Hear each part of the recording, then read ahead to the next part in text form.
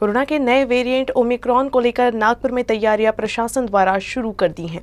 संक्रमण की दूसरी लहर नियंत्रण में आने के बाद विधायक निवास में बनाए गए क्वारंटीन सेंटर को बंद कर दिया गया था, जिसे फिर से एक बार शुरू किए जाने की तैयारी है। कोरोना वायरस के नए वेरिएंट ओमिक्रॉन ने भारत में भी दस्तक दे दी है।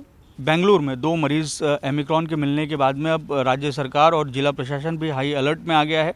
इस वेरिएंट को लेकर किस तरीके की तैयारियां होनी चाहिए, उसको लेकर इंतजामात पर अब ध्यान दिया जा रहा है। इस वक्त हम आमदार निवास परिसर में खड़े हैं जो नागपुर में है, और यहाँ पर आमदार निवास परिसर में आमदार निवास में जो इमारतें हैं उनका इस्तेमाल शीतकालीन अधिवेशन के दौरान नागपुर में जो विधायकगण आते हैं उनको रखने के लिए किया जाता है। लेकिन कोरोना की पहली और दूसरी लहर के दौरान आमदार निवास का इस्तेमाल जो कोरोना के मरीज़ थे या जो कोरोना के मरीज़ के संपर्क में आए हुए लोग थे उनको क्वारंटीन रखने के लिए किया गया था। अब फिर एक बार जिला प्रशासन ने इसे अपने हाथ में ले लिया है और इमारत क्रमांक 2, जो परिसर में इमारत क्रमांक 2 है, वहाँ पर 183 कमरों को रखा गया है।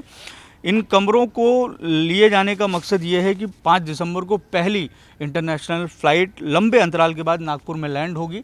एयर अरेबिया की ये फ़्लाइट होगी, और फ़्लाइट के लैंड होने के बाद में अगर कोई यात्री जो हाई रिस्क कंट्रीज़ हैं वहाँ से अगर कोई सफ़र करके आता है, जैसे जिम्बाब्वे या साउथ अफ्रीका, तो उनका टेस्ट किया जाएगा। और अगर वो हाई रिस्क कंट्रीज़ से उनकी हिस्ट्री ऐसी मिलती है कि वो हाई रिस्क कंट्रीज़ से सफ़र करके नागपुर में लैंड हुए हैं तो उनको स्ट्रिक्टली क्वारंटीन में रखा जाएगा।